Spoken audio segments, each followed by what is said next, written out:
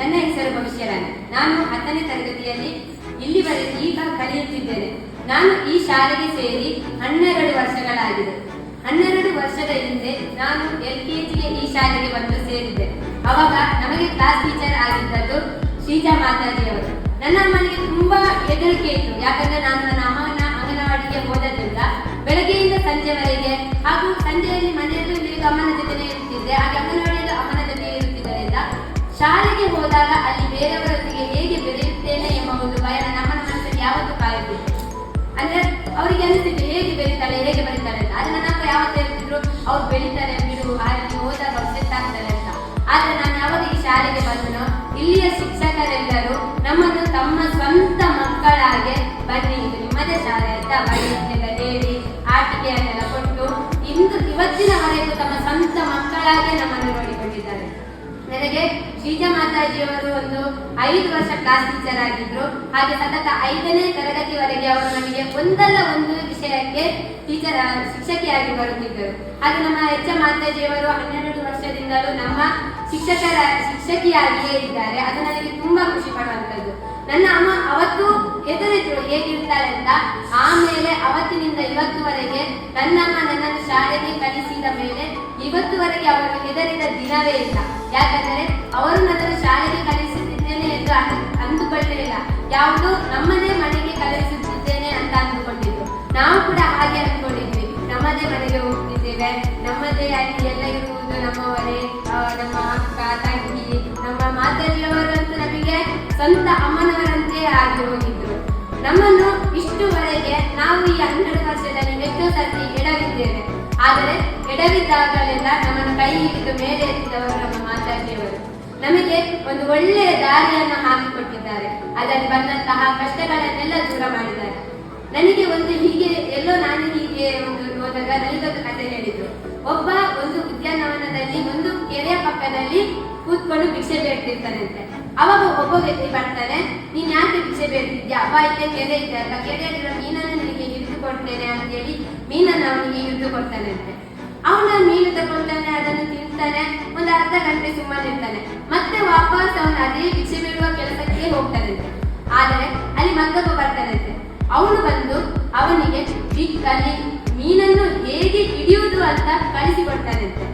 ಅವನು ಅಲ್ಲಿ ಭಿಕ್ಷೆ ಬೇಡುತ್ತಿದ್ದವ ಆ ಮೀನನ್ನು, ಆ ಕೆರೆಯಲ್ಲಿದ್ದ ಮೀನನ್ನು ಮತ್ತೆ ಹಿಡಿದು ಅವನಿಗೆ ಬೇಕಾದಷ್ಟು ಅವನು ಇಟ್ಟುಕೊಂಡು ಅಲ್ಲಿ ಬಂದದನ್ನು ಮಾರುಕಟ್ಟೆಗೆ ಮಾರಿ ಅವನ ಇಡೀ ಜೀವನವನ್ನು ಮತ್ತೆ ಅವನು ಆ ಭಿಕ್ಷೆ ಬೇಡುವ ಕಡೆಗೆ ಮುಖ ಮಾಡದೆ ತನ್ನ ಜೀವನವನ್ನು ಸ್ವಾಭಿಮಾನದಿಂದ ಬದುಕಿದ್ದಾನಂತೆ.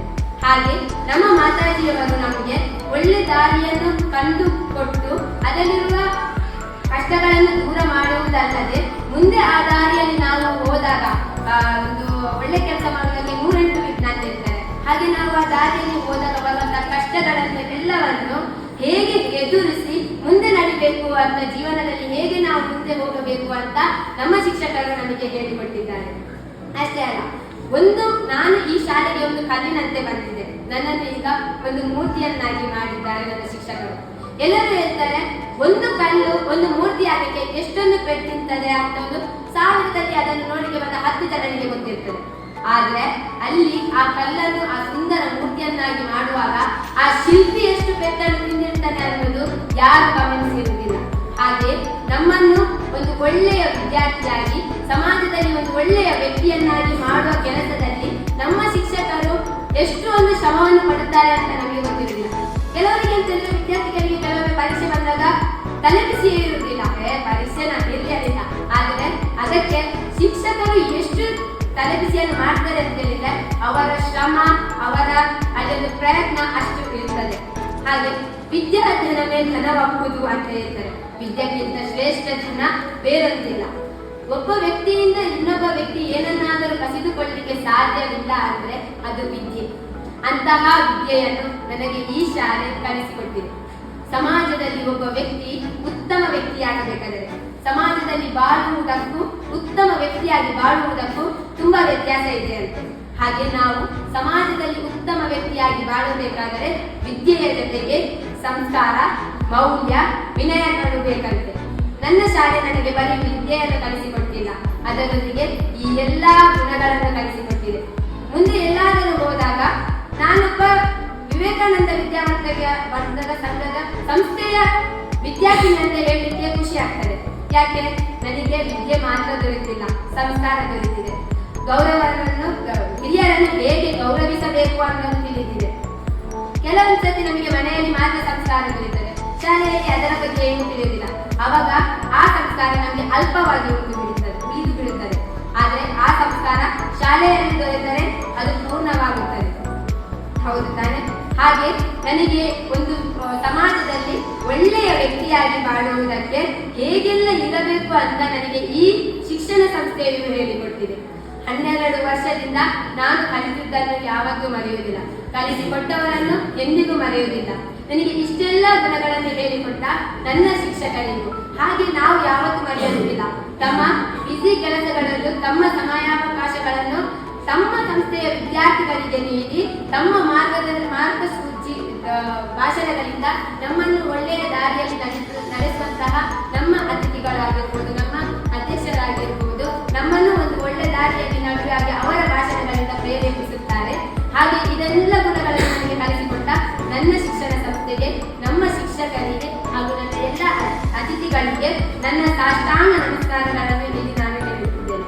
ಹಾಗೆ 12 ವರ್ಷದಲ್ಲಿ ನಾನು ಒಬ್ಬಳೆ ತರಗತಿಯಲ್ಲಿ ಕೂತ್ಕೊಂಡು ಬರಲು ಸಾಧ್ಯವೇ ಇಲ್ಲ. ಅದಕ್ಕೆ ಗೆಳೆಯರು ಬೇಕೇ ಬೇಕು. ನನ್ನೊಂದಿಗೆ ಇವತ್ತು 12 ವರ್ಷದಿಂದ ಇದ್ದಂತಹ ಗೆಳೆಯರು ಇದ್ದಾರೆ, 3-4 ವರ್ಷದಿಂದ ಇದ್ದಂತಹ ಗೆಳೆಯರು ಇದ್ದಾರೆ. ಆದರೆ 12 ವರ್ಷದಿಂದ ಇದ್ದಂಥ ಗೆಳೆಯರಿಗೂ 3-4 ವರ್ಷದಿಂದ ಇದ್ದಂಥ ಗೆಳೆಯರಿಗೂ ಯಾವುದೇ ಭೇದ ಭಾವ ಇಲ್ಲ. ಎಲ್ಲರೂ ಒಂದೇ ರೀತಿಯಲ್ಲಿ ಇದ್ದೇವೆ. ಅಕ್ಕ, ತಂಗಿ, ಅಣ್ಣ, ತಮ್ಮ ತರ ಎಲ್ಲರೂ ಒಂದೇ ಇದ್ದಾರೆ. ಒಳಿತು ಕೆಡುಕುಗಳಲ್ಲಿ ಒಟ್ಟಿಗೆ ಇದ್ದೇವೆ. ಅಕ್ಕ ಅಣ್ಣನ ತರ ನಾವು ಯಾವ್ದಾದ್ರು ಕೆಟ್ಟ ಕೆಲಸ ಮಾಡಿದಾಗ ಅದಕ್ಕೆ ಆ ತರ ಮಾಡಬೇಡ ಅಂತ ಹೇಳುವವರಿದ್ದಾರೆ. ಅಥವಾ ಅವರೇನಾದ್ರು ಬೇರೆ ಕೆಲಸ ಮಾಡುತ್ತಿದ್ದಾರೆ, ನಾನು ಹೇಳಿದ ಮಾತನ್ನು ಒಂದು ಅಕ್ಕ ಹೇಳಿದ್ದು ಅಥವಾ ತಂಗಿ ಹೇಳಿದ್ದು ಅಂತ ತಿಳ್ಕೊಂಡಿದ್ದಾರೆ. ನಮ್ಮ ಈ 12 ವರ್ಷದ ಗೆಳೆತನ ಇಲ್ಲಿಗೆ ನಿಲ್ಲಬಾರದು. ಇನ್ನೂ 12 ವರ್ಷ ಮುಂದೆ ನಮ್ಮ ಗೆಳೆತನ ಸಾಗಬೇಕು ಅನ್ನೋದೊಂದು ನನ್ನ ಆಸೆ.